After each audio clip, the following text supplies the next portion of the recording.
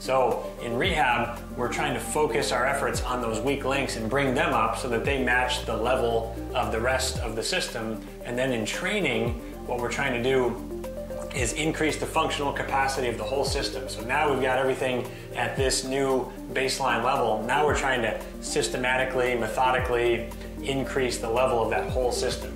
I'm Garrett Salpeter, and I believe that the most powerful and transformative way to help people recover from pain and injury, heal from trauma, and reach their highest levels of fitness and performance is to focus on the nervous system.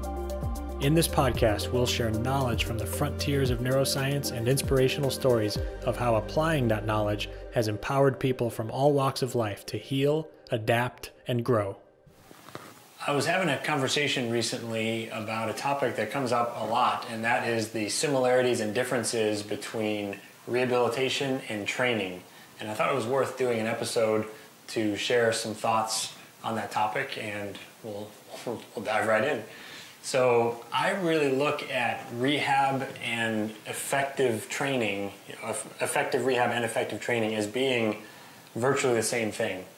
And I think that's a little bit of a different view than many people have because they're used to the more typical rehab setting where they might just do some very mild stretches, a little bit of band work, and it's not really challenging enough. And so a lot of people see rehab as being easier, lighter, less challenging, and training being more intense, more challenging.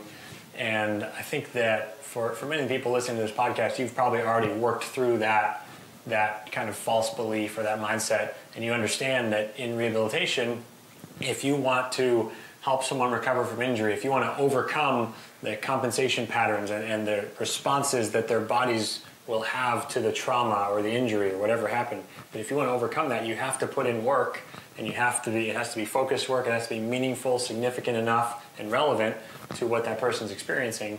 And so many of you are probably already over that initial hurdle. And so I'd like to talk a layer deeper about some of the very specific similarities between rehab and fitness training. So the first is one of the main goals is to stimulate changes in tissue. So you're trying to stimulate, if you're working with someone who's recovering from an injury, you're trying to stimulate their body, put it in a state where it will heal whatever tissue was damaged, broken, sprained, strained, whatever. You're going to try to put them in a state where their body can heal that as quickly as possible.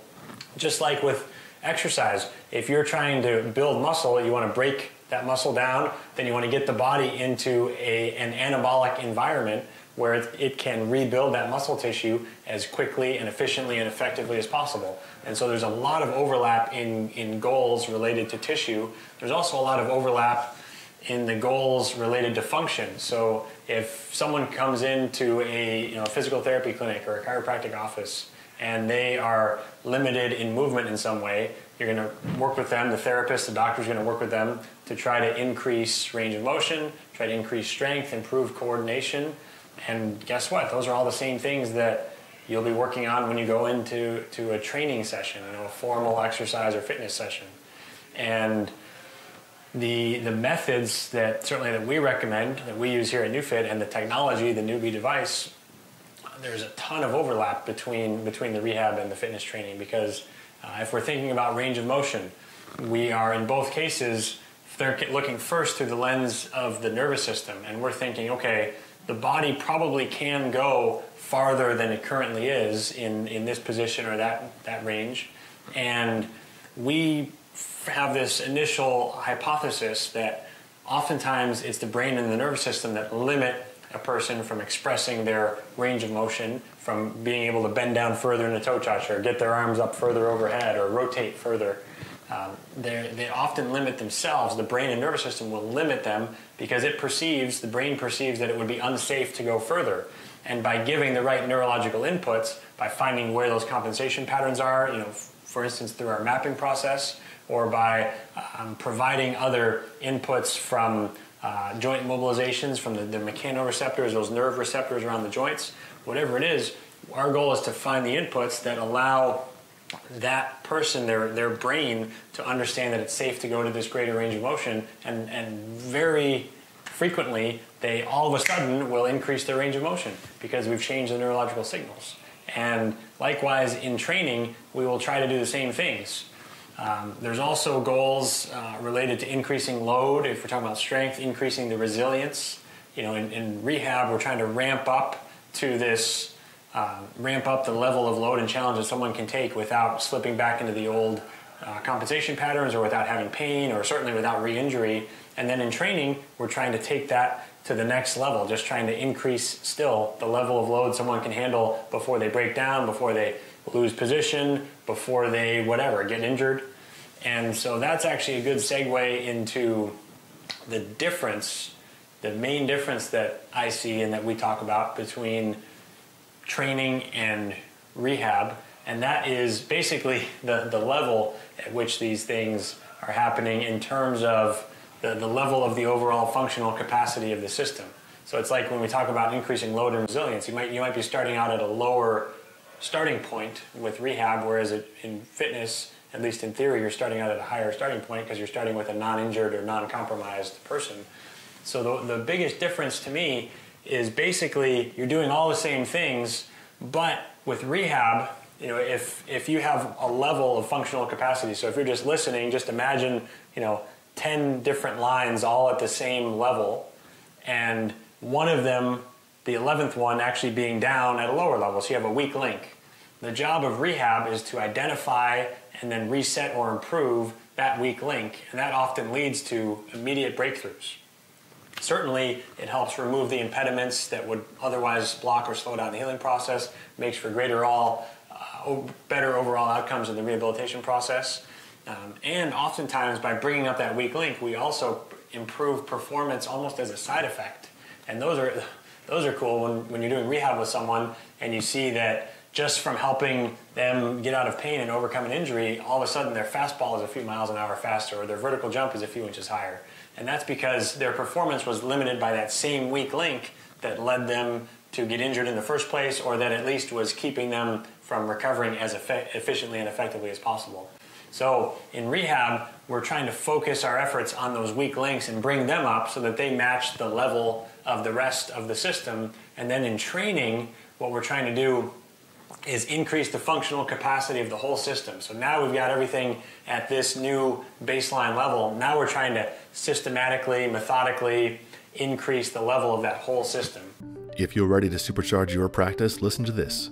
Garrett and Team NeuFit have just released a new online course entitled Introduction to the NeuFit Method. In this detailed 8-hour course, you'll gain mastery of the fundamental techniques in our practice, including muscle testing and activations, nerve glides, and joint articulations. You'll also get introduced to our patented direct current stimulation device, the Newbie, an incredible machine that's empowered professionals just like you to help their patients heal, adapt, and grow faster than they ever thought possible. To learn more, go to www.neu.fit/learn. And now back to the show.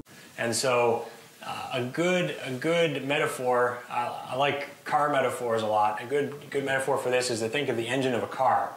If you have a V8 engine that has 8 cylinders, and yet it's only firing on all 4 cylinders, it doesn't necessarily make sense to look at that engine and think, okay, I want to add 2 more cylinders and go from a V8 to a V10. The first thing, of course, that it makes sense to do is to get the other 4 cylinders working, actually tap into the full power of that V8. So you get the 4 that are working, you have the 4 that are not, get the 4 damaged or non-working cylinders, get them running, so that now you have the full power of the V8. And then you can talk about turbocharging it or adding more cylinders or something like that. So tap into the power of the whole engine first, and then, only then, worry about building a bigger engine. So it's the same type of process, we're just targeting it a little bit differently and looking through a slightly different lens. But I hope you see that there's a lot of similarities in the goals between rehab and training. Recovering from an injury is very, very, very, very, very similar to recovering from a workout. In both, you have damage that happens. With an injury, it's probably not intentional. With exercise, it's intentional. You're intentionally inducing some damage to the body so that it will come back and heal, whether it's replenishing energy that was depleted or actually breaking down muscles and the related cells and proteins, whatever it is.